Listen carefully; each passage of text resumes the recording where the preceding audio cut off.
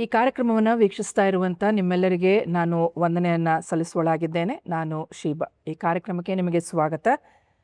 ಈ ದಿನದಲ್ಲಿ ನಮ್ಮ ಕಾರ್ಯಕ್ರಮದಲ್ಲಿ ಮಾತನಾಡಲಿಕ್ಕಿದ್ದಾರೆ ಶ್ರೀಯುತರಾದಂಥ ಶಶಿರಂಜನ್ ದಾಸ್ ಅವರು. ಈ ಕಾರ್ಯಕ್ರಮಕ್ಕೆ ನಿಮಗೆ ಸ್ವಾಗತವನ್ನು ನಾನು ಬಯಸ್ತೇನೆ. ನಿಮ್ಮ ಪರಿಚಯವನ್ನು ನೀವು ಮಾಡಿಕೊಡಿ ಸರ್. ನನ್ನ ಹೆಸರು ಶಶಿರಂಜನ್ ದಾಸ್. ನಾನು ನನ್ನ ಪೇರೆಂಟ್ ಅಂದರೆ ತಾಯಿ ಇಲಾಖೆ ಅಂತಂದರೆ ಹೆಲ್ತ್ ಆ್ಯಂಡ್ ಫ್ಯಾಮಿಲಿ ವೆಲ್ಫೇರ್. ಆಮೇಲೆ ಸುಮಾರು ಒಂದು 35 ವರ್ಷ ಸರ್ಕಾರಿ ಸೇವೆಯಲ್ಲಿ, 17-18 ವರ್ಷ ಗ್ರಾಮ ನೀರು ಸರಬರಾಜು ಮತ್ತು ನೈರ್ಮಲ್ಯ ಗ್ರಾಮೀಣ ಅಭಿವೃದ್ಧಿ ಮತ್ತು ಪಂಚಾಯತ್ ರಾಜ್ ಇಲಾಖೆಯಲ್ಲಿ ನಾವು ಕೆಲಸ ಮಾಡಿದ್ದೇನೆ. ಅದರಲ್ಲಿ ವಿಶೇಷವಾಗಿ Karnataka water supply and sanitation project ಮತ್ತು ಡೆನ್ಮಾರ್ಕ್ ಪ್ರಾಜೆಕ್ಟು, ನೇದರ್ಲ್ಯಾಂಡ್ಸು, ಇಷ್ಟು ಪ್ರಾಜೆಕ್ಟ್ಗಳು ಮತ್ತು ವರ್ಲ್ಡ್ ಬ್ಯಾಂಕ್ ಪ್ರಾಜೆಕ್ಟು ಜಲ ನಿರ್ಮಲ ಇತ್ತೀಚೆಗೆ ಇದು ಮುಗಿದಿದ್ದು ಅಂತ ಹೇಳಿದ್ರೆ ಆಗಲೇ 10 ವರ್ಷ ಆಯಿತು. ಆವಾಗ ಜಲ ನಿರ್ಮಲ ಪ್ರಾಜೆಕ್ಟಲ್ಲಿ ನಾನು ನನ್ನ ಹೆಲ್ತ್ ಡಿಪಾರ್ಟ್ಮೆಂಟಿಂದ ನಾನು ಇದು ಡೆಪ್ಟೇಷನ್ ಆಗಿ ನಾನು ಬಂದಿದ್ದೆ. ಅಲ್ಲಿ deputy director sanitation hygiene promotion ಅಂತ ಅಂದರೆ ನೈರ್ಮಲ್ಯ ಮತ್ತು ಶುಚಿತ್ವ ಶಿಕ್ಷಣ ಅಂತ ಹೀಗೆ ಉಪನಿರ್ದೇಶಕರಾಗಿ ನಾನು ಕೆಲಸ ಮಾಡಿ ಈಗ ನಿವೃತ್ತಿಯಾಗಿದ್ದೇನೆ. ಓಕೆ, ಭಾಳ ಸಂತೋಷ ಸರ್ ನೀವು ಈ ಕಾರ್ಯಕ್ರಮದಲ್ಲಿರುವಂಥದ್ದು. ಯಾಕೆಂದರೆ ನಿಮ್ಮ ಒಂದು ಎಕ್ಸ್ಪೀರಿಯನ್ಸ್ನ ನಾವು ಕೇಳುವಾಗ ನೀವು ವಿಶೇಷವಾಗಿ ಈ ನೀರಿನ ಒಂದು ಅಂದರೆ ನೀರು ಸರಬರಾಜಿನ ಒಂದು ರೂರಲ್ ಡೆವಲಪ್ಮೆಂಟಲ್ಲಿ ಆಗುವಂಥ ಕೆಲಸ ಕಾರ್ಯಗಳ ಬಗ್ಗೆ ನೀವು ಕೆಲಸ ಮಾಡಿದ್ದೀರಿ. ಆಮೇಲೆ ಆ ಒಂದು ಏನು ಎಕ್ಸ್ಪೀರಿಯನ್ಸ್ ಕೂಡ ಇದೆ ನಿಮಗೆ, ಬಹಳಷ್ಟು ಎಕ್ಸ್ಪೀರಿಯನ್ಸ್ನ ನಿಮಗಿದೆ. ಮತ್ತು ಈ ಒಂದು ಹೈಜಿನ್ ಅಂದರೆ ಈ ನೈರ್ಮಲ್ಯತೆ ನಮ್ಮಲ್ಲಿ ಇರಬೇಕಾದಂಥ ಒಂದು ಪ್ರಾಮುಖ್ಯವಾದಂಥ ಒಂದು ವಿಷಯದ ಬಗ್ಗೆ. ಸೊ ಈ ದಿನದಲ್ಲಿ ನಾವು ಇದರೆಲ್ಲರ ಬಗ್ಗೆ ನಾವು ವಿಚಾರಗಳನ್ನ ನಾವು ಚರ್ಚೆ ಮಾಡ್ತಾ ಇದ್ದೇವೆ. ಹಾಗಾಗಿ ನಿಮಗೆ ಈ ಒಂದು ನೀರಿನ ಬಗ್ಗೆ ಪ್ರಶ್ನೆಗಳನ್ನ ನಾನು ಕೇಳಲಿಕ್ಕೆ ಇಷ್ಟಪಡ್ತೇನೆ. ಈಗ ಸಾಮಾನ್ಯವಾಗಿ ನಾನು ಹೇಳೋದಾದರೆ ಜನರಿಗೆ ನೀರು ಬಹಳ ಮುಖ್ಯನೇ ಅಲ್ವಾ. ನೀರಿಲ್ಲದೆ ಹೋದರೆ ಜೀವನ ಮಾಡಲಿಕ್ಕೂ ಕಷ್ಟ. ಆದರೆ ಜನರು ಅದನ್ನು ಏನು ಮಾಡ್ತಾ ಇದ್ದಾರೆ ಅಂತ ನೋಡುವಾಗ ನೀರನ್ನು ಒಳ್ಳೆ ರೀತಿಯಲ್ಲಿ ಅದನ್ನು ಉಪಯೋಗಿಸ್ಕೊಳ್ತಾ ಇಲ್ಲ. ಹಾಗಾಗಿ ಈ ಒಂದು ನೀರಿನ ಮತ್ತು ಅದರ ಒಂದು ಅನುಕೂಲತೆಗಳ ಬಗ್ಗೆ ನೀವು ಒಂಚೂರು ನಮ್ಮ ವೀಕ್ಷಕರಿಗೆ ಹೇಳೋದಾದ್ರೆ ಬಹಳ ಉತ್ತಮ. ಇವತ್ತಿನ ಪರಿಸ್ಥಿತಿನಲ್ಲಿ ನೀರು ಬಹಳ ಪ್ರಮುಖವಾದಂಥ ವಿಷಯ. ಯಾಕಂತಂದರೆ ಜೀವಂತ ಪ್ರಾಣಿಗಳಿಗಾಗಲಿ ಮತ್ತು ಮನುಷ್ಯರಿಗಾಗಲಿ ಪ್ರತಿಯೊಬ್ಬರಿಗೂ ಬೇಕಾದಂಥ ಅಗತ್ಯವಾದಂಥ ವಸ್ತು ಅದು. ಆದರೆ ಗ್ರಾಮೀಣ ಪ್ರದೇಶದಲ್ಲಿ ಎಷ್ಟರ ಮಟ್ಟಿಗೆ ಇದ್ರ ಬಗ್ಗೆ ಅದು ಅಗತ್ಯದ ಇದೆ ಮತ್ತು ಅದರ ಸುರಕ್ಷಿತವಾದಂಥ ನೀರು ಎಷ್ಟರ ಮಟ್ಟಿಗೆ ಅವ್ರಿಗೆ ತಿಳುವಳಿಕೆ ಅನ್ನೋದು ಇದ್ರ ಬಗ್ಗೆ ನಾವು ಚರ್ಚೆ ಮಾಡ್ತಾ ಇದ್ದೀವಿ. ಹೌದು, ಹಾಂ. ಸೊ ಅನುಕೂಲತೆಗಳು ಏನೇನಿದೆ ನೀರಿನ ಬಗ್ಗೆ ಅಂದರೆ ಈ ಹಳ್ಳಿಗಳು ಜಾಗಗಳಲ್ಲಿ ಮುಖ್ಯವಾಗಿ ಇದು ಸ್ವಚ್ಛತೆಯಿಂದ ಹಿಡಿದು ಪ್ರತಿಯೊಂದೊಂದು ಮನೆಯಿಂದ ಕೊಡೋದು ಮತ್ತು ವೈಯಕ್ತಿಕವಾಗಿ ಅಂತ ಮತ್ತು ಮನೆಯಲ್ಲಿ ಮತ್ತು ಮನೆಯಲ್ಲಿ ಸೌಲಭ್ಯಗಳಿಗೆ ಮತ್ತು ಇನ್ಸ್ಟಿಟ್ಯೂಷನ್ಸು ಮತ್ತು ಶಾಲಾ ಸಂಸ್ಥೆಗಳು ಎಲ್ಲ ಕಡೆನೂ ಅಗತ್ಯವಾದಂಥ ಬೇಕಾದಂಥ ಮತ್ತು ಸಮುದಾಯಕ್ಕೆ ಬೇಕಾದಂಥದ್ದು ನೀರಿರೋದು. ಈಗ ಗ್ರಾಮಾಂತರಗಳಲ್ಲಿ ನೋಡುವಾಗ ಈ ನೀರು ಕಾಲುವೆಗಳು ಇರುತ್ತೆ ಅಲ್ವಾ. ಈಗ ಅದೆಲ್ಲ ಅಲ್ಲಿ ಹೋಗಿ ಗಲೀಜು ಮಾಡ್ತಾರೆ ಮತ್ತು ಅದೆಲ್ಲ ಮತ್ತೆ ನೀರಿಗೆ ಸೇಲ್ತಾರೆ. ಈ ಕಲುಷಿತವಾದಂಥದ್ದನ್ನು ನಾವು ಅದನ್ನು ಹೇಗೆ ತಡೆಗಟ್ಬೋದು? ಈಗ ನೀರು ಪ್ರತಿಯೊಬ್ಬರಿಗೆ ಸುರಕ್ಷಿತವಾದಂಥ ನೀರು ನಮಗೆ ಬೇಕಾಗಿದೆ. ಹೌದು. ಆದರೆ ಅದು ಯಾವ ಸುರಕ್ಷಿತವಾಗಿ ಹೇಗಿದೆ ಅನ್ನೋದು ಅವರಿಗೆ ಜನಸಾಮಾನ್ಯರಿಗೆ ಗೊತ್ತಿಲ್ಲದಿರೋ ವಿಚಾರ ಅದು. ಅದಕ್ಕೋಸ್ಕರ ಇದನ್ನು ಸುರಕ್ಷಿತವಾದಂಥ ನೀರು ಮತ್ತು ಸದ್ಬಳಕೆಗೆ ಉಪಯೋಗ ಮಾಡುವಂಥದ್ದು ನೀರು, ಆಮೇಲೆ ಯಾವುದೇ ಥರವಾದಂಥ ಕಲುಷಿತಗೊಳ್ಳದೇ ಇರ್ಬೋದು. ಕಲುಷಿತ ಹೇಗೆ ಗೊಳ್ತದೆ ಅಂತಂದರೆ ಮಲ ವಿಸರ್ಜನೆ ಮಾಡ್ತಾರೆ, ಮೂತ್ರ ವಿಸರ್ಜನೆ ಮಾಡ್ತಾರೆ.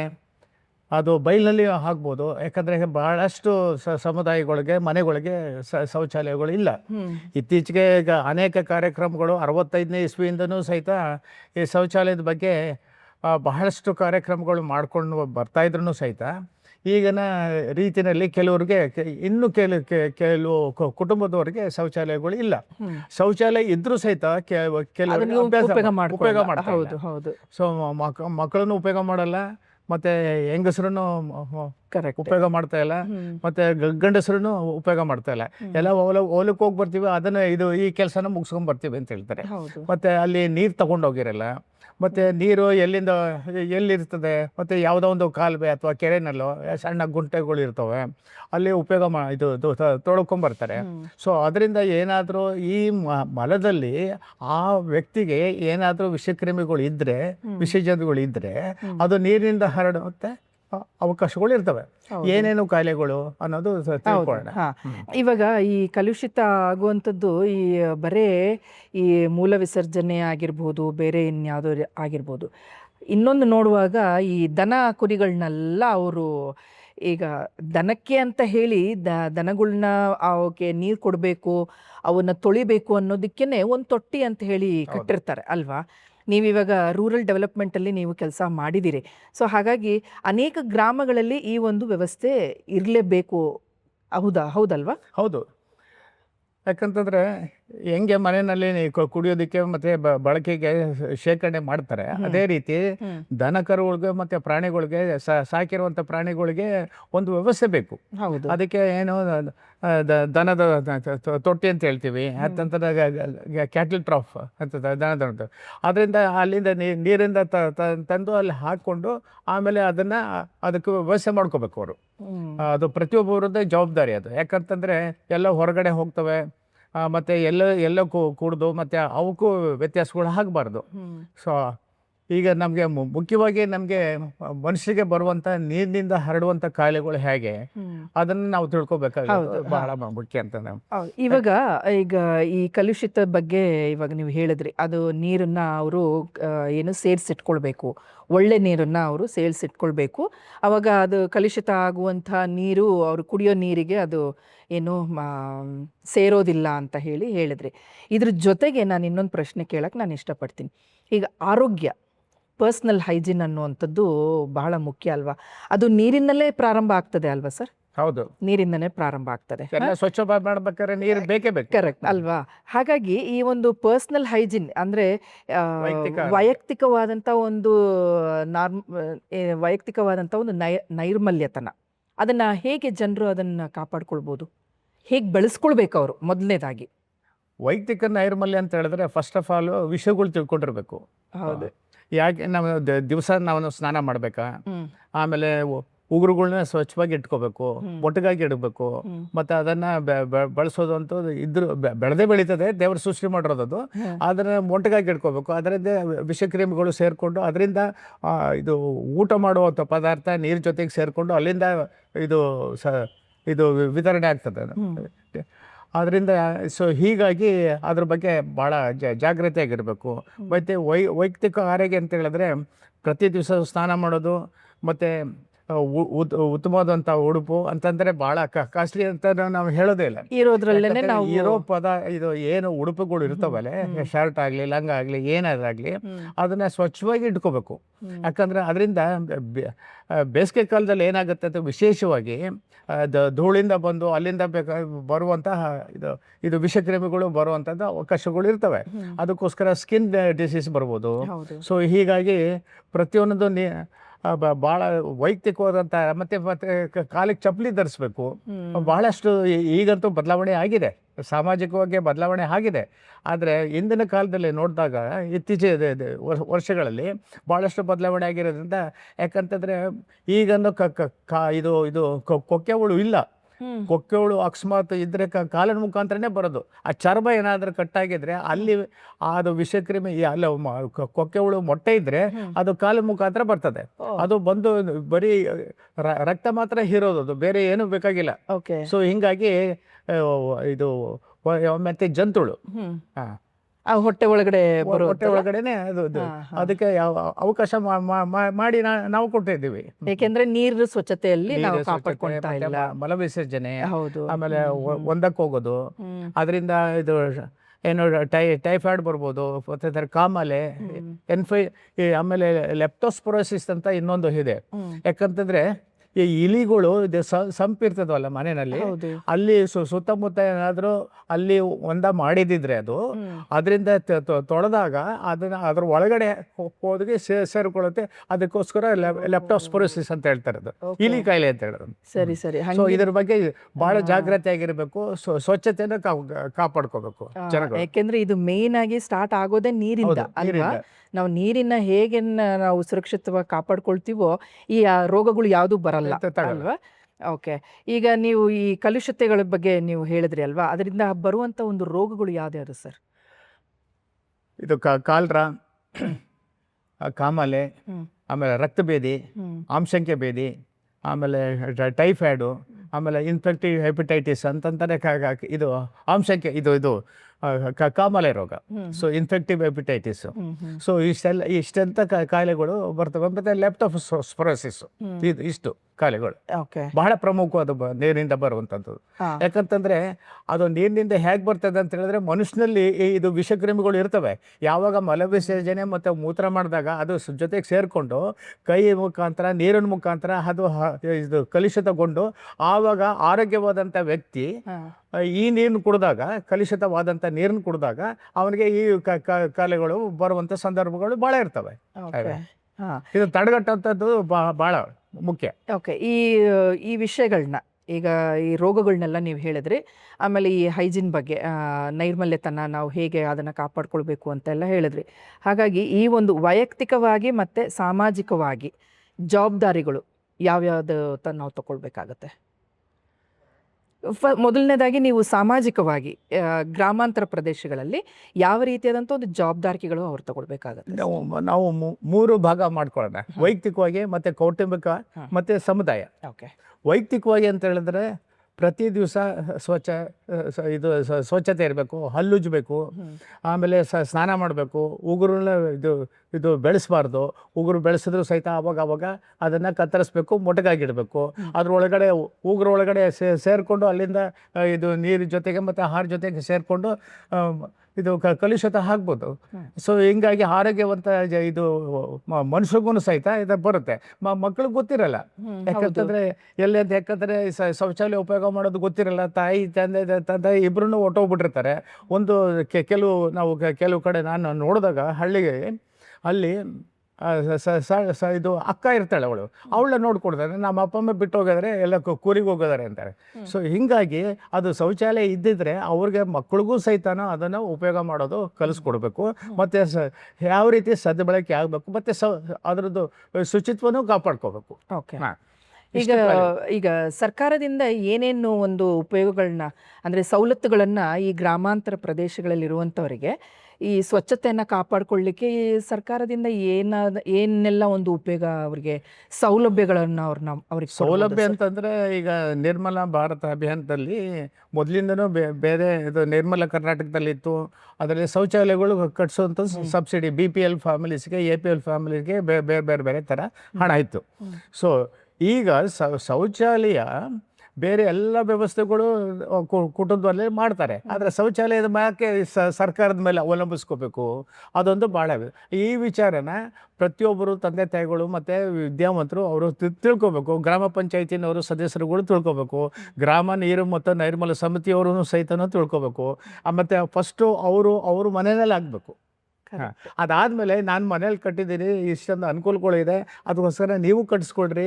ಅದು ಕಟ್ಟಿಸ್ಕೊಂಡು ಆದಮೇಲೆ ಅದನ್ನು ಸದ್ಬಳಕೆ ಆಗಬೇಕು ಅನ್ನೋದೊಂದು ಸಹಿತನೂ ಹೇಳಬೇಕು. ಅದು ಭಾಳ ಭಾಳ ಭಾಳ ಮುಖ್ಯ ಇದೆ.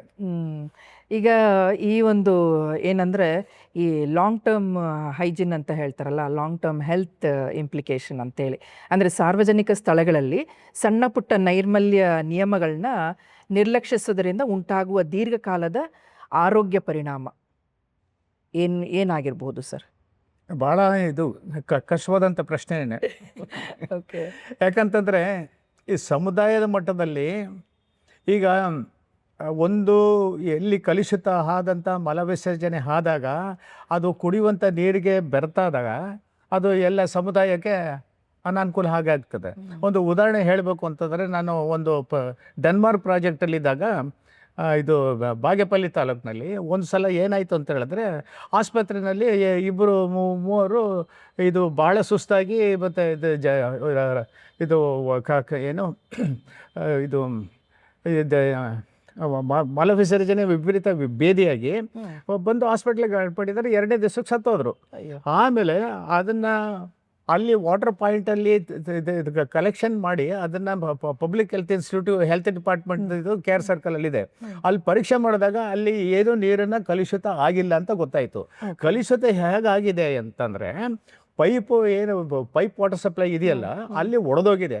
ಅಲ್ಲಿ ಯಾರೋ ಒಬ್ಬರು ಮಲವಿಸರ್ಜನೆ ಮಾಡಿದ್ದಾರೆ, ಅವ್ರಿಗೆ ಅದು ಕಲುಷಿತ ಆಗಿದೆ. ಆವಾಗ ಅವರ ಒಂದು ವ್ಯಕ್ತಿನಲ್ಲಿ ಇರುವಂಥ ಕಲುಷಿತ ಆದಂಥದ್ದು ಅದು ನೀರು ಜೊತೆಗೆ ಸೇರಿಕೊಂಡು, ಸೊ ಹೀಗಾಗಿ ಅದು ಕಂಪ್ಲೀಟು ಪೈಪ್ ಲೈನನ್ನೇ ಬೇರೆ ಮಾಡಬೇಕಾಗಿ ಬಂತು ಅಂತ ಸಂದರ್ಭ ಆಗುತ್ತೆ.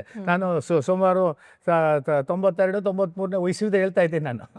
ಅವಾಗಲೇ ಈ ರೀತಿಯಾದಂಥ ಒಂದು ಪರಿಸ್ಥಿತಿ. ಹೌದು, ಈಗಲೂ ಕೂಡ ಅದೇ ಇದೆ ಅಲ್ವಾ? ಈಗಲೂ ಭಾಳಷ್ಟು ಬದಲಾವಣೆ ಆಗಿದೆ. ಆದರೆ ವ್ಯವಸ್ಥೆಗಳು ಮಾಡ್ಕೋಬೇಕು. ಅದನ್ನು ಮಾಡ್ಕೊಂಡ ನಂತರ ಅದನ್ನು ಸದ್ಬಳಕೆ ಆಗಬೇಕು.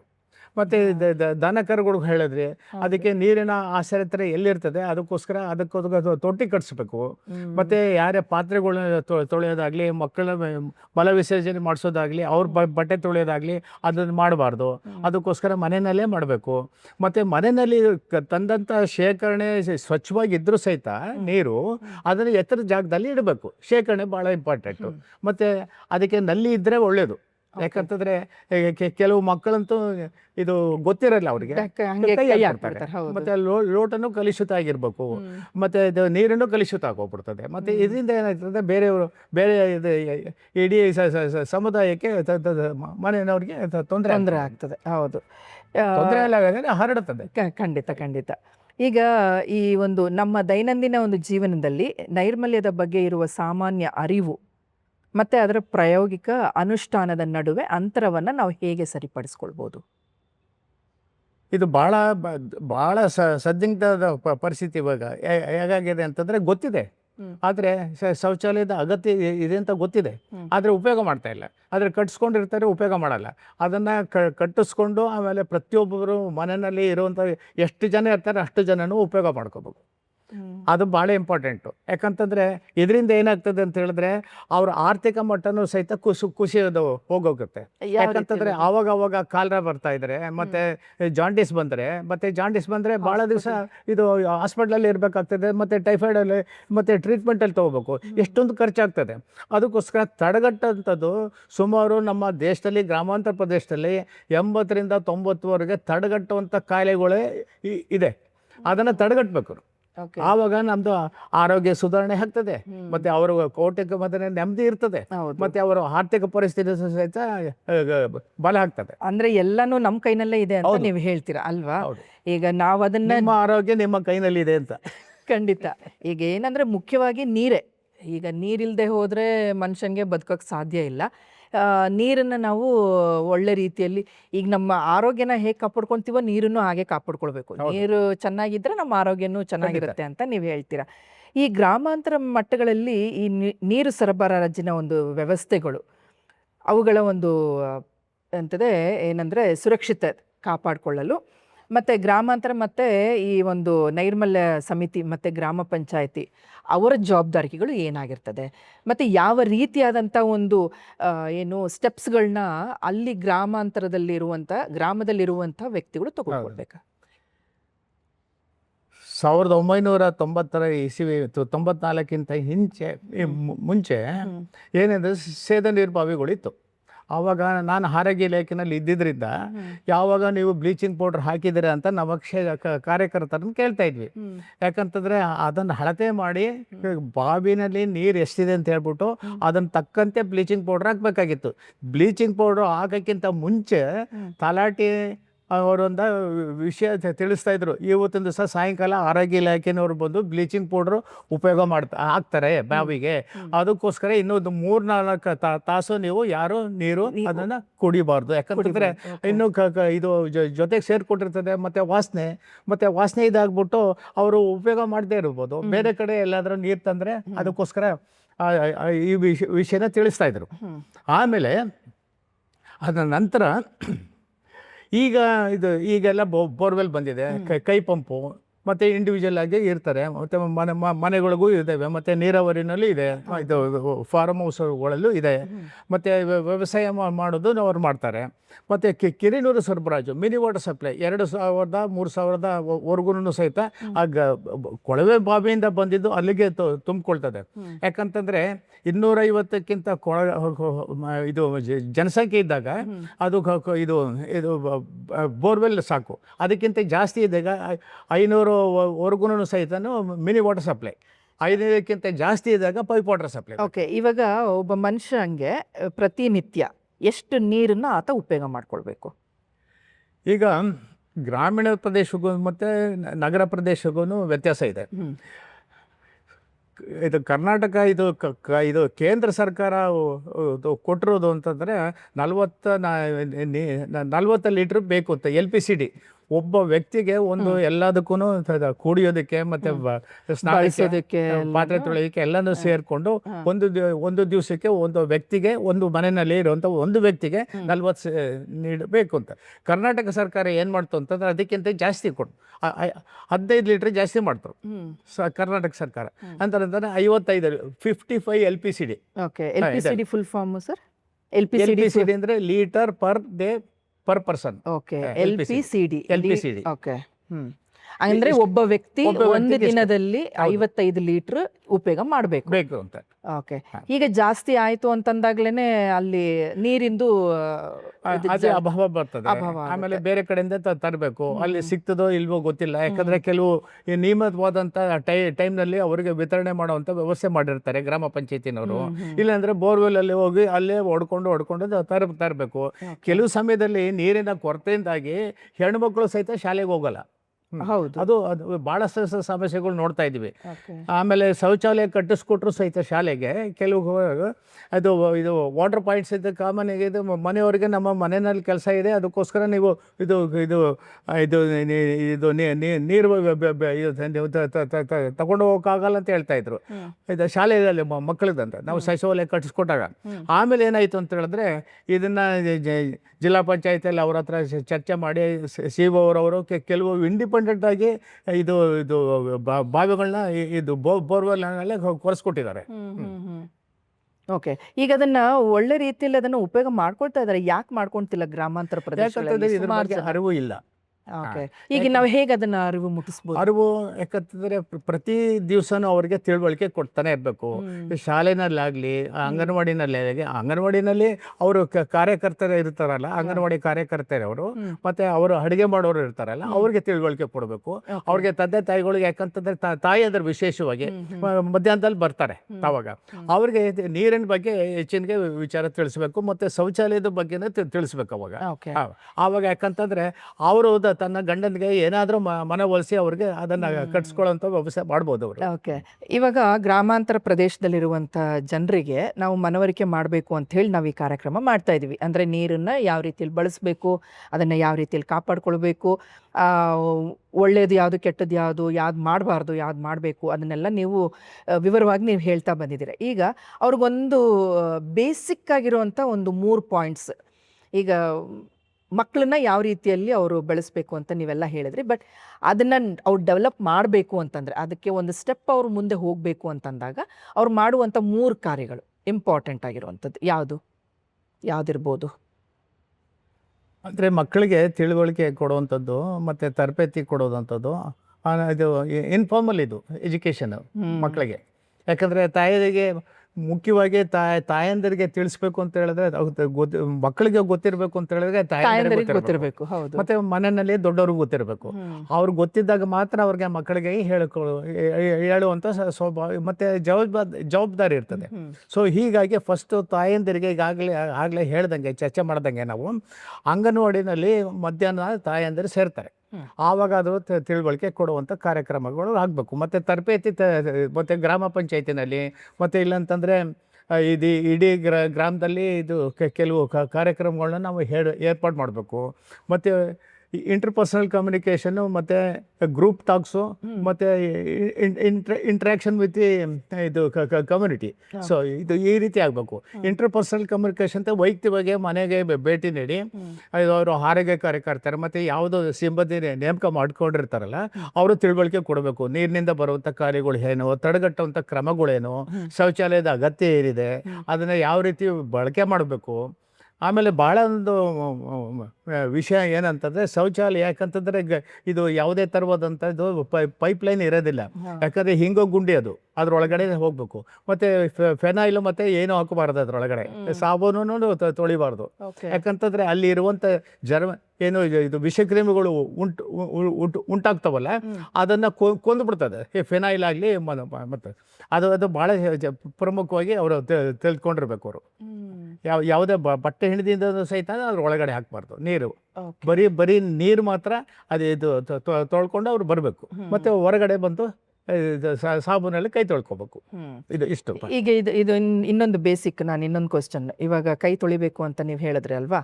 ಸೊ ಅದಕ್ಕೆ ಏನಾದರೂ ಒಂದು ಕ್ರಮ ಏನಾದರೂ ಇದೆಯಾ? ನಾವು ಏನಾದರೂ ಫಾಲೋ ಮಾಡಬೇಕಾಗಿರುವಂಥದ್ದು ಕ್ರಮ ಏನಂತಂದರೆ, ಇದು ಒಂದು ಗಡಿಗೆನಲ್ಲಿ ಮತ್ತು ಟಬ್ಬಲ್ಲಿ ನೀರಿಡಬೇಕು ಮತ್ತು ಸಾಬೂನು ಆಚೆ ಕಡೆ ಇಡಬೇಕು. ಯಾವಾಗ ಒಂದು ಚೆಂಬು ಚೆರಿಗೆ ನಲ್ಲಿ ಒಳಗಡೆ ಇಟ್ಕೊಂಡಿರ್ಬೇಕು. ಇಲ್ಲಾಂದರೆ ಚಿಕ್ಕದ ಬಕೆಟ್ಗಳಂತೂ ಇದ್ದೇ ಇರ್ತವೆ. ಈಗ ಅಭ್ಯಾಸ ಆಗೋಗ್ಬಿಟ್ಟಿದೆ ಎಲ್ರಿಗೂ. ಅದನ್ನು ತೊಳ್ಕೊಂಡು ಆದಮೇಲೆ ಶೌಚಾಲಯಕ್ಕೆ ಹೋದ ನಂತರ ಹೊರಗಡೆ ಬಂದ್ಬಿಟ್ಟು ಅಲ್ಲಿ ಅದನ್ನು ತೊಳ್ಕೊಬೇಕು. ಮಕ್ಕಳನ್ನು ಸಹಿತ ಅಲ್ಲಿ ಯಾವುದೇ ಕಾರಣಕ್ಕೂ ಹೊರಗಡೆ ತೊಳಿಸ್ಬಾರ್ದು, ಅಲ್ಲಿ ಶೌಚಾಲಯದಲ್ಲೇ ಹೋಗಬೇಕು. ಅದನ್ನು ಅಭ್ಯಾಸ ಮಾಡಿಸ್ಬೇಕು. ಸೊ ಹೊರಗೆ ಬಂದು ತೊಳಿಬಾರ್ದು ಅಂತ ನೀವು ಬಂದು ತೊಳಿಬಾರ್ದು. ಓಕೆ, ಇದೆಲ್ಲ ಸಣ್ಣ ಪುಟ್ಟ ವಿಷಯಗಳು, ಅದನ್ನು ನಾವು ತಿಳ್ಕೊಳ್ಳೇಬೇಕು. ಇದು ಆಗಿದ್ರೂ ಹೌದು, ಇದು ಬಹಳ ಮುಖ್ಯವಾದಂಥ ಒಂದು ವಿಷಯ ಅಂತ. ಕೆಲವು ಕಡೆ ಹೆಣ್ಣು ಮಕ್ಕಳು ವಿಮೆನ್ ಗ್ರೂಪ್ ಅಂತ ಹೇಳಿದ್ದಾರೆ, ಸೆಲ್ಫ್ ಹೆಲ್ಪ್ ಗ್ರೂಪ್ ಅಂತ. ಅವರು ನಾವು ನಡೆಸ್ಕೊಡ್ತೀವಿ ಅಂತ ಹೇಳ್ಬಿಟ್ಟು ಗ್ರಾಮ ಪಂಚಾಯತಿಯಿಂದ ಎಲ್ಲಿ ಕಟ್ಟಿಸಿದ್ರು ಅದನ್ನು ನಾವು ಅವರು ಜವಾಬ್ದಾರಿ ತೊಗೊಂಡಿದ್ದಾರೆ. ನಾವು ಬೇರೆ ಇದು ತ್ರಿಪುರದಲ್ಲಿ ನಾನು ನೋಡಿದ್ದೀನಿ. ಇದು ಸ್ಯಾನಿಟೇಷನ್ ಬಗ್ಗೆ ಎವಾಲ್ಯೂಯೇಟ್ ಮಾಡಬೇಕಾಯಿತು ಗೌರ್ಮೆಂಟ್ ಆಫ್ ಇಂಡಿಯಾದವರು. ಅಲ್ಲಿ ಗ್ರಾಮ ಅದರಲ್ಲಿ ಹಳ್ಳಿನಲ್ಲಿ ಅವತ್ತು ದಿವಸ ಸಂತೆ ನಡೆಯುವಂಥ ದಿವಸ ಅದರಲ್ಲಿ ಎಕನಾಮಿಕಲಿ ವೀಕರ್ ಸೆಕ್ಷನ್ಗೆ ಫ್ರೀ, ಬೇರೆಯವ್ರಿಗೆ ಇದು ಹಣ ಕೊಟ್ಟು ಹೋಗ್ಬೇಕು, ಉಪಯೋಗ ಮಾಡಬೇಕು. ಇದು ಈ ವ್ಯವಸ್ಥೆನೂ ಮಾಡಿದ್ದಾರೆ ಗ್ರಾಮ ಪಂಚಾಯತ್ ತಾಲೂಕು ಪಂಚಾಯತ್ನವರು. ಎಲ್ಲಿ ತ್ರಿಪುರದಲ್ಲಿ ನಾನು ಸುಮಾರು 2005 2004-5 ಇಸ್ವಿದೆ ಹೇಳ್ತಾ ಇದ್ದೀನಿ. ಓಕೆ, ಈಗ ಈ ಗ್ರಾಮ ಪಂಚಾಯತಿಯವರು ಮಾಡುವಂಥ ಒಂದು ಏನಂದರೆ ಬಹಳ ಮುಖ್ಯವಾದಂಥ ಒಂದು ಜವಾಬ್ದಾರಿಗಳು ಏನು ಸರ್? ಭಾಳ ಜವಾಬ್ದಾರಿ ಅಂತಂದರೆ ತಿಳುವಳಿಕೆ ಕೊಡುವಂಥದ್ದು ನಿರಂತರವಾಗಿ ನಡೀತಾ ಇರಬೇಕು. ಯಾಕಂತಂದರೆ ಒಂದು ದಿವಸ ಹೇಳಿದ್ಮೇಲೆ ಒಂದು ದಿವಸ ಮರ್ತೋಗ್ತಾರೆ. ಯಾಕಂತಂದರೆ ಇದು ಸ್ಮೋಕಿಂಗ್ ಸಿಗರೇಟ್ ಎಲ್ರಿಗೂ ಗೊತ್ತು. ಯಾಕಂತಂದರೆ ಎಲ್ಲ ಇದು ಎಲ್ಲ ಒಂದು ಹಾಕಿರ್ತಾರೆ, ಇದು ಇಂಜುರಿಯಸ್ ಟು ಹೆಲ್ತ್, ಆರೋಗ್ಯಕ್ಕೆ ಹಾನಿಕರ ಅಂತ. ಆದರೆ ಯಾರು ಬಿಟ್ಟಿದ್ದಾರೆ, ಬಿಡಿ ಸೇದೋದಾಗಲಿ ಸಿಗರೇಟ್ ಸೇದೋದಾಗಲಿ ಭಾಳಷ್ಟು ಕಡಿಮೆ. ಅದಕ್ಕೋಸ್ಕರ ಇದು awareness is different from adoption. Correct, ಅದು ಹೌದು. ಅವೇರ್ನೆಸ್ ಯಾಕಂತಂದ್ರೆ ಗೊತ್ತಿದೆ ತೊಂದರೆ ಆಗ್ತದೆ ಅಂತ ಗೊತ್ತು, ಆದರೆ ಮಾಡ್ತಾ ಇಲ್ಲ. ಸೊ ಅದನ್ನ ಬಿಡಬೇಕು ಅಂತ ಆಲೋಚನೆ, ಅದು ಬಹಳ ಸದೃಢವಾದಂತ ಒಂದು ವಿಲ್ ಪವರ್ ಬೇಕದು. ಕರೆಕ್ಟ್, ಅದು ಯಾಕಂದ್ರೆ ನಾನು ಸೇದಿದ್ದವನೇ, ನಾನು ಬಿಟ್ಟು 45 ವರ್ಷ ಆಯ್ತು. ಓಕೆ, ಅಲ್ಲ ನಿಜವಾಗ್ಲೂ ಅದು ನಮ್ಮ ಒಂದು ಸೆಲ್ಫ್ ಕಂಟ್ರೋಲ್ ಅನ್ನೋದು ಇರಬೇಕು. ಯಾಕಂದ್ರೆ ನಮ್ಮ ಆರೋಗ್ಯನ ನಾವು ಕಾಪಾಡ್ಕೊಳ್ಬೇಕು ಅಂತಂದಾಗ ಅದು ಒಂದು ಹೈಜಿನ್ಗೆ ಸಂಬಂಧಪಟ್ಟಿರುವಂಥದ್ದೇ. ಇವಾಗ ಈ ಗ್ರಾಮ ಪಂಚಾಯಿತಿಯವರು ಗ್ರಾಮಾಂತರದಲ್ಲಿ ಇರುವಂತಹ ಈ ಒಂದು ಏನು ನೀರು ಸರಬರಾಜು ಮಾಡುವಂಥ ಅವ್ರುಗಳು ಯಾವ ರೀತಿಯಾದಂಥ ಒಂದು ಸ್ಟೆಪ್ಸನ್ನು ಫಾಲೋ ಮಾಡಬೇಕು? ಈ ನೀರನ್ನು ಅಂದರೆ ಕ್ಲೀನ್ ಮಾಡಬೇಕಾಗಿರ್ಬೋದು, ಅದನ್ನು ಶುದ್ಧೀಕರಿಸಬೇಕು ಅಂತ ಹೇಳಿ ಇರುತ್ತೆ ಅಲ್ವಾ? ಸೊ ಯಾವ್ಯಾವ ಸ್ಟೆಪ್ಸನ್ನು ಅವ್ರು ಫಾಲೋ ಮಾಡಬೇಕು ಸರ್ ಅದರಲ್ಲಿ? ಇದು ವೈಯಕ್ತಿಕವಾಗಿ ಬೋರ್ವೆಲ್ ವಾಟರ್ನಲ್ಲಿ, ಯಾಕಂತಂದರೆ ಅದನ್ನು ಕೊರೆದಾಗ್ಲೇ ಪಂಪ್ ಫಿಕ್ಸ್ ಮಾಡಬೇಕಾದ್ರೆ ಏನು ಎಲ್ಲ ಸರಿಪಡಿಸ್ಕೊಂಡು ಹಾಕಿರ್ತಾರೆ. ಆದರೆ ಮಿನಿ ವಾಟರ್ ಸಪ್ಲೈ ಬೇರೆಯಿಂದ ಕಡೆಯಿಂದ ಬಂದು ನೀರು ಸರಬರಾಜಾಗಿ ಹೋಗಿ 2,500 ಲೀಟ್ರಿಗೆ ಅಲ್ಲಿ ನಿಂತ್ಕೊಳ್ತದೆ. ಆವಾಗ ಕನಿಷ್ಠ ಅಂತಂದರೆ ವಾರಕ್ಕೊಂದ್ಸಲ ಏನಾದರೂ ಬ್ಲೀಚಿಂಗ್ ಪೌಡರ್ ಹಾಕಿ ಅದನ್ನು ಸ್ವಚ್ಛ ಮಾಡಿಸ್ಬೇಕು. ಮತ್ತು ಓವರ್ ಟ್ಯಾಂಕು ಮಿನಿ ವಾಟರ್ ಸಪ್ಲೈಗಿಂತ ಮೇಲಿಂದು ಹಾಗೆ ಅಂತಂದರೆ 1,000 ಜನಸಂಖ್ಯೆಗಿಂತ ಜಾಸ್ತಿ ಇದ್ದಾಗ ಓವರ್ ಟ್ಯಾಂಕ್ ಇರ್ತದೆ. 50,000 ಇರ್ಬೋದು, 25,000 ಇರಬೇಕು, 50,000, 1,00,000ಕ್ಕೂ ಇರುತ್ತದೆ ಟ್ಯಾಂಕು. ಅದನ್ನು ಅವಾಗ ಕೊಡಿಸ್ಬೇಕು, ಅದ್ರ ಮೇಲೆ ಬರೆಸ್ಬೇಕು ಇಂಥ ದಿವಸ ಅವಳು ನಾವು ಇದು ಸ್ವಚ್ಛ ಮಾಡಿದ್ದೀವಿ ಅಂತ. ಅದನ್ನು ಭಾಳ ಮುಖ್ಯ. ಗ್ರಾಮ ಪಂಚಾಯತಿನವ್ರದ್ದು ಜವಾಬ್ದಾರಿ ಬಹಳಷ್ಟು ಮುಖ್ಯ. ಯಾಕಂತಂದರೆ ಅವರು ಜನಸೇವೆಗೋಸ್ಕರ ಇದ್ದಾರೆ, ಕರೆಕ್ಟ್. ಅದು ಮಾಡಲೇಬೇಕು. ಅದು ಓಕೆ. ಸೊ ಎಷ್ಟು ದಿವಸಕ್ಕೊಂದ್ಸರಿ ಇದನ್ನ ನಾವು ಕ್ಲೀನ್ ಮಾಡಬೇಕಾಗುತ್ತೆ? ಕನಿಷ್ಠ ಅಂತಂದರೆ ಇಲ್ಲಿ ಒಂದು ವಾರಕ್ಕೊಂದ್ಸಲ ಆದರೆ ಮಿನಿ ವಾಟರ್ ಸಪ್ಲೈದು ಮಾಡಿಸ್ಬೇಕು. ಅಲ್ಲಿ ಒಂದು ತಿಂಗಳಿಗೆ ಅಷ್ಟಾದ್ರೂ ಮೇಲೆ ಮಾಡಿಸ್ಬೇಕು over tank. Over over tank. Tank ಯಾಕಂತಂದ್ರೆ ರೈಲ್ವೆ ಸ್ಟೇಷನಲ್ಲಿ ಗಮನಿಸಿದ್ದೀರಾ? ಯಾಕಂದರೆ ಮೇಲ್ಗಡೆ ಓವರ್ ಟ್ಯಾಂಕ್ ಇರ್ತದಲ್ಲ, ಇಂಥ ದಿವಸ ಕ್ಲೀನ್ ಮಾಡಿದ್ದಾರೆ ಅಂತ ಒಂದು ಬರವಣಿಗೆನಲ್ಲಿ ಹಾಕಿದ್ದಾರೆ. ನಾನು ಇಷ್ಟು ಟ್ರಾವೆಲ್ ಮಾಡಿದ್ದೀನಲ್ಲ, ಒಂದು ದಿವಸನೂ ಟ್ರಾವೆಲಲ್ಲಿ ನೀರಿದಾಗ, ಯಾಕಂದರೆ ಇವಾಗೇನೋ ನಾವು ಬಾಟ್ಲಿಂದ ನೀರು ತೊಗೊಂಡೋಗ್ತಾ ಇದ್ದೀವಿ. ಮೊದಲು ಎಲ್ಲ ಕಡೆನೂ ಏನು 10 ರೂಪಾಯಿಗೊಂದು ಬಾಟ್ಲ್ ಸಿಗ್ತಾ ಇತ್ತು. ಅದಕ್ಕಿಂತ ಮುಂಚೆ ಇರಲಿಲ್ಲ. ನಲ್ಲಿನಗಳಲ್ಲೇ ಹೋಗಿ ಅಲ್ಲೇ ಕುಡಿಬೇಕು ನಾವು. ಅಲ್ಲೇ ಮುಖ ತೊಳಿತಾ ಇದ್ವಿ, ಬಾಯಿ ತೊಳಿತಾ ಇದ್ವಿ. ಹೌದು. ನೀರಿನ ಒಂದು ಬಹಳ ಮುಖ್ಯವಾದಂತಹ ಒಂದು ವಿಷಯಗಳನ್ನ ನೀವು ಹೇಳಿದ್ರಿ. ನೀರನ್ನು ನಾವು ಹೇಗೆ ಕಾಪಾಡ್ಕೊಳ್ಬೇಕು, ಅದು ಕಾಲುವೆಗಳಲ್ಲಿ ನಾವು ಈ ದನ ಕುರಿಗಳನ್ನು ತೊಳೆಯೋದಾಗಲಿ ಅದೆಲ್ಲ ಮಾಡಬಾರ್ದು. ಅದಕ್ಕೆ ಅಂತಂದೇ ಒಂದು ಸಪ್ರೇಟ್ ಆಗಿರುವಂಥ ಒಂದು ತೊಟ್ಟಿಯನ್ನು ಕಟ್ಟಬೇಕು, ಅದರಲ್ಲಿ ನಾವು ಮೇಂಟೈನ್ ಮಾಡಬೇಕು ಅಂತ ನೀವು ಹೇಳಿದ್ರಿ. ನೀರು ಸ್ವಚ್ಛತೆಯನ್ನು ನಾವು ಕಾಪಾಡ್ಕೊಳ್ಬೇಕು. ಆವಾಗ ನಮಗೇನೆಂದರೆ ಆರೋಗ್ಯನೂ ಕೂಡ ಒಳ್ಳೆ ರೀತಿಯಲ್ಲಿ ಇರುತ್ತೆ. ನಮ್ಮ ಒಂದು ಪರ್ಸ್ನಲ್ ಹೈಜಿನ್ನ ನಾವು ಹೇಗೆ ಕಾಪಾಡ್ಕೊಳ್ಬೇಕು. ಮತ್ತು ಗ್ರಾಮಾಂತರ ಪ್ರದೇಶಗಳಲ್ಲಿ ಮುಖ್ಯವಾಗಿ ನಾವು ಮಾತಾಡಿದ್ದೆ ಗ್ರಾಮಾಂತರ ಪ್ರದೇಶಗಳಲ್ಲಿ ಇರುವಂತಹ ಜನರಿಗೆ ಒಂದು ಮನವರಿಕೆ ಮಾಡುವಂಥ ಒಂದು ವಿಷಯ. ಹಾಗಾಗಿ ನೀವು ಈ ಒಂದು ಆರೋಗ್ಯಗಳ ಬಗ್ಗೆ ನೀವು ಹೇಳಿದ್ರಿ ನಮಗೆ. ಮತ್ತು ಈ ನೀರಿನ ಮುಖಾಂತರವಾಗಿ ಬರುವಂಥ ಅನಾರೋಗ್ಯತೆಗಳು ಅದನ್ನು ನಾವು ಹೇಗೆ ತಡೆಗಟ್ಬೋದು, ಬಹಳ ವಿಚಾರಗಳನ್ನ ನೀವು ಹೇಳಿದ್ರಿ ಸರ್. ಕೊನೆಯದಾಗಿ ನಮ್ಮ ವೀಕ್ಷಕರಿಗೆ, ನಮ್ಮ ಶ್ರೋತೃಗಳಿಗೆ ಒಂದು ನಿಮ್ಮ ಅನಿಸಿಕೆ, ಏಕೆಂದರೆ ನೀವು ಒಂದು ರೂರಲ್ ಡೆವಲಪ್ಮೆಂಟಲ್ಲಿ ನೀವು ಕೆಲಸ ಮಾಡಿ ಬಂದಿರುವಂಥ ಒಬ್ಬ ವ್ಯಕ್ತಿ, ಅನೇಕ ಒಂದು ಏನು ಎಕ್ಸ್ಪೀರಿಯನ್ಸ್ ಇದೆ. ನೀವು ಹಳ್ಳಿಗಳಲ್ಲಿ ಹೋಗಿ ನೋಡಿದ್ದೀರಾ, ಜನರು ಯಾವ ರೀತಿಯಲ್ಲಿ ಇದ್ದರು, ಮತ್ತು ನೀವು ಅದನ್ನು ಯಾವ ರೀತಿಯಲ್ಲಿ ಅವರಿಗೆ ಮನವರಿಕೆ ಮಾಡಿದ್ರಿ, ಹೇಗೆ ಅವರು ಅದನ್ನು ಅಳವಡಿಸ್ಕೊಂಡ್ರು, ಅವ್ರು ಹೇಗೆ ಏನಂದರೆ ಒಳ್ಳೆ ರೀತಿಯಲ್ಲಿ ತಮ್ಮ ಜೀವಿತಗಳನ್ನು ನಡೆಸ್ಕೊಂಡು ಹೋಗಲಿಕ್ಕೆ ಸಾಧ್ಯತೆ ಆಯಿತು. ಸೊ ಕೆಲವು ವಿಚಾರಗಳನ್ನು ಕೊನೆಯದಾಗಿ 1-2 ಮಾತುಗಳನ್ನು ನಮ್ಮ ವೀಕ್ಷಕರಿಗೆ ಹೇಳಲಿಕ್ಕೆ ಇಷ್ಟಪಡ್ತೀರಾ? ಶ್ರೋತೃಗಳೇ, ಈಗ ಭಾಳ ಪ್ರಮುಖವಾದಂಥ ವಿಚಾರನ ನಾವು ನೀರು ಮತ್ತು ಹರಡುವಂಥ ಕಾಯಿಲೆಗಳು ಯಾವ ರೀತಿ ಬರ್ತದೆ ಅಂತ ಹೇಳಿದ್ವಿ, ತಿಳ್ಕೊಂಡ್ವಿ. ಆದರೆ ಭಾಳ ಮುಖ್ಯವಾಗಿ ಈ ಜವಾಬ್ದಾರಿ ನಿಮ್ಮ ಕೈನಲ್ಲಿದೆ. ನಮ್ಮ ಆರೋಗ್ಯ ನಮ್ಮ ಕೈನಲ್ಲಿದೆ. ಅದು ಪ್ರತಿಯೊಬ್ಬರೂ ತಂದೆ ಆಗಲಿ, ತಾಯಿ ಆಗಲಿ, ಮತ್ತು ಸಂಸ್ಥೆಗಳಾಗಲಿ ಪ್ರತಿಯೊಬ್ಬರೂ ತಿಳ್ಕೊಬೋದು. ಮಕ್ಕಳ ಮುಖಾಂತರ ಭಾಳಷ್ಟು ದೇ ವಿಲ್ ಇಂಗ್ಲೀಷ್ನಲ್ಲಿ ಹೇಳಬೇಕು ಅಂತಂದರೆ they will bridge the gap between ಇದು practice and also the implementation. Programme ಅಂತ ಬಂದರೆ, ಯಾಕಂತಂದರೆ ಯಾವುದೋ ಒಂದು ಗ್ರಾಮದಲ್ಲಿ 54 ಶೌಚಾಲಯಗಳು ಕಟ್ಟಿಸಿದ್ದು, ಶಾಲೆಯಲ್ಲಿ ಶೌಚಾಲಯ ಕಟ್ಟಿದ ನಂತರ ಆವಾಗ ಎಷ್ಟು ಅನುಕೂಲ ಆಗುತ್ತೆ ಅಂತ ಅವ್ರಿಗೆ ಮಕ್ಕಳಿಗೆ ಅರಿವಾದಾಗ 49 ಶೌಚಾಲಯಗಳು ಉಪಯೋಗ ಮಾಡ್ತಾ ಇರಲಿಲ್ಲ.